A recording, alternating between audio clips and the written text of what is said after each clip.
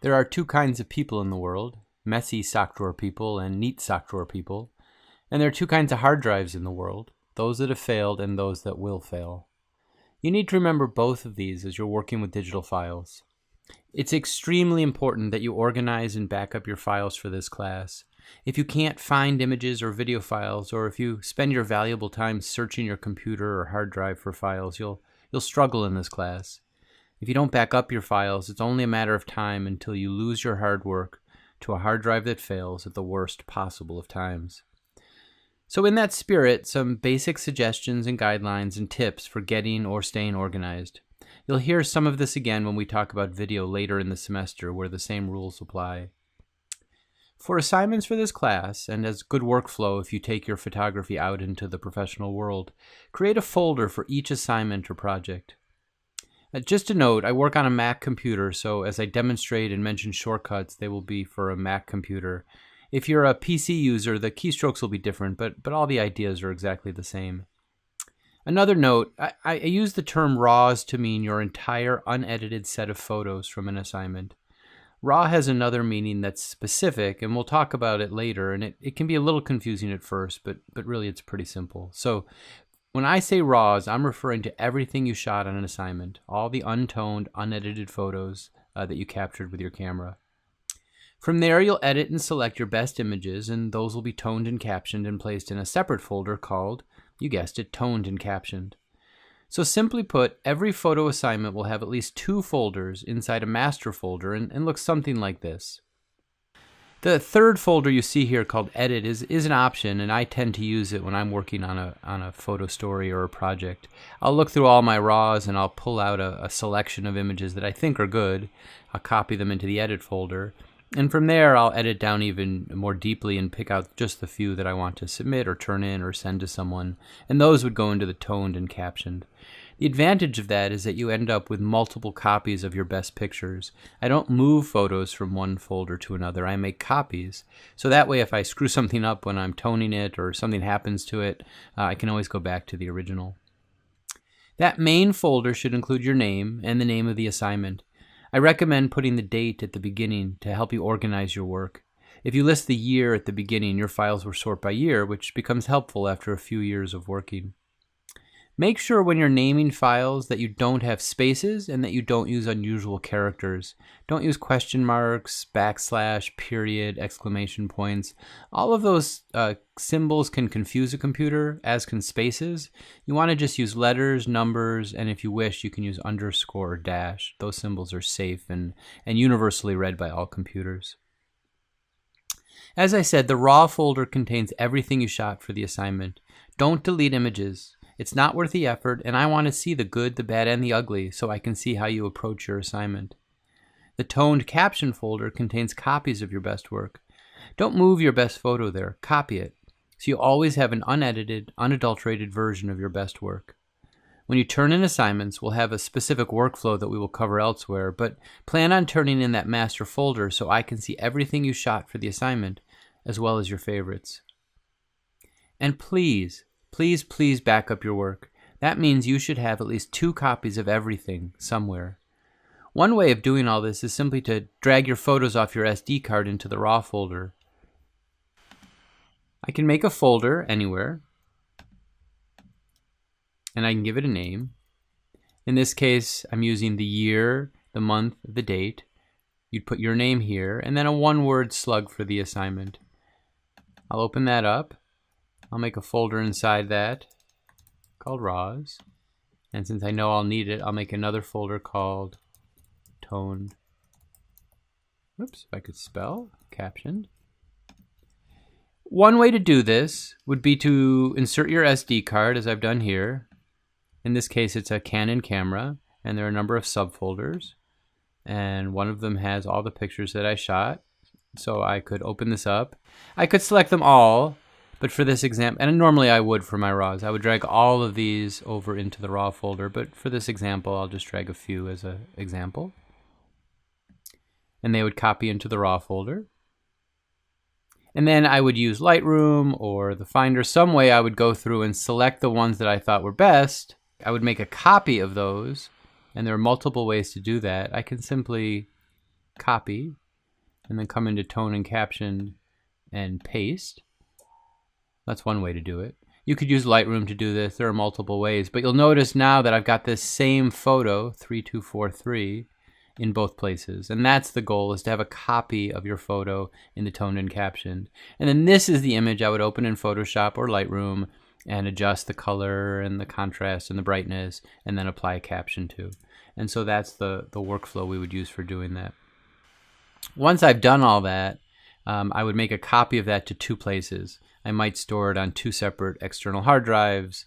As a Penn State student, you have access to box.com, which gives you free unlimited storage, which is wonderful. It's a little slow to upload lots of files onto the cloud, but that would be one option. So figuring out a way to back that up. Let me demonstrate how this workflow could work if you wanted to use Lightroom for the whole process, for all the steps. So I've shot an assignment, and I've got it on an SD card, and I've inserted that SD card into my computer, and I've opened up Lightroom, and I'm going to select Import, and Lightroom automatically recognizes that there's a card. In this case, EOS stands for a Canon camera. And I want to copy that not to my pictures folder, but to a specific folder that I want to create. So I click over here, and I select Other Destination. And in this case, I'll just go to my desktop, and I'll make a new folder. And that master folder will have the date. So it's 2017. Today happens to be June 21st. You'd put your name. And you'd use a one-word slug for whatever the assignment might be. In this case, it was a rehearsal. Notice no spaces, no funny characters. You can use underscore, you can use dashes, but avoid anything else in your names. And I'm going to create that. And then inside of that, I'm going to make another folder that I'll call my raws. So I've got a folder set up. I'm going to choose that folder. Normally, I would just ingest everything on the card, but because this is just a demonstration, I'm going to unselect the All button and just select a few photos to ingest, just to show you how the process would work. But remember, for your assignments and in general as a workflow, you want to save every picture. You don't know when a picture is going to be valuable and when it's not. So I'll select all of these photos. I've selected where it's going to go. You can rename those files if you'd like to give them a name. And you can apply a caption, which can be useful. So you can have some presets. I've got a preset that I use for my captions, but if it were your first time, you'd create new. And you could set up some very basic information and then save that. So it could always have your name in it. It could always have your copyright symbol. And then you could apply a caption specific to the assignment. So at a rehearsal for Camelot at the Schwab Auditorium on June 20th, 2017, photo by, and then you put your name. And that way every image from this assignment would have that basic caption, and you could go back in and apply more specific details to individual photos. So let's do that. We'll create that. Whoops, I need to give it a new name. So we'll call this Camelot preset. We'll create that. So we're going to apply the Camelot preset. I've selected the photos. Normally I would just select all of them. I click import, and Lightroom copies those photos into that folder and then also puts it as part of its database. So at this point, I could go through and use Lightroom to look at my photos and select which ones I like the best. So I can double click and look at it big. I can use the arrow keys and scroll through. Let's say I wanted this picture, I could star it, and if it's going a little bit slow here, but if there were other pictures that I liked, let's say I also liked this picture. So now I've got these two pictures, and I've got them starred, so I know that they're here. So if I brought up this photo, I could make a more specific caption just to this image. I could put, if I could remember how to spell Guinevere, I could put her name. I don't even want to try it because I'll get it wrong. Or I could put the actress's name or any details that I wanted. And then I could come over to the Develop tab and start adjusting this photo. And again, I'm not going to spend a lot of time. This is explained in other tutorials, but I could fix the color. I could brighten it if I wanted to, whatever I wanted to do. I've applied a caption, I've adjusted it. I would come to export. I would want to select a specific folder. In this case, I would make a new folder called Tone, if I could spell, captioned, choose that folder. I can rename at this point, which you should do. You don't want to just use the generic name. So the name should be, again, the same as the folder name. So 2017 0620, your name rehearsal. And it's going to apply a number to that, to number 1. We're going to export as JPEGs. We would use the highest quality. Color space could either be sRGB or Adobe RGB. There are slight differences. It doesn't matter too much for our uses. The rest of it you would just leave blank and you would click export. The nice thing about Lightroom is it's automatically making a copy of this photo. It's not destroying or actually changing at all the original image. If you use Photoshop, you would need to manually save your photos with new names so that you didn't copy over the original. When you were all done, you might use more than one image. You might come back and select a different image. When you were all done, you could quit Lightroom. And you would see in your folder, if I come back to it, I've got this folder I made. It's got my raws. And then it's got inside the one that we've toned and captioned.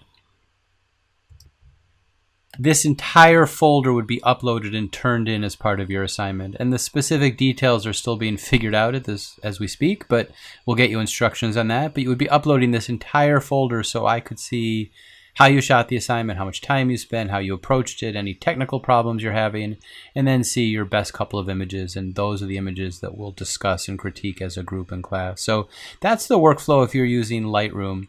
If you were to use Photoshop, if you didn't want to use Lightroom, you might copy your raws in manually off of your card and then either use Lightroom just to look at the photos, or you could simply, on a Mac, you can just click the spacebar and look at images that way. It's a little bit slow and awkward, but you can kind of go through your images. And then you would open that image in Photoshop, save as into a toned and captioned folder. Again, the goal is to always keep an original image that hasn't been adjusted or toned or manipulated, always as your backup to go to in case you make a mistake. And to keep your entire assignment contained within one folder. So hopefully that workflow makes sense. Obviously, if you have questions, just let me know.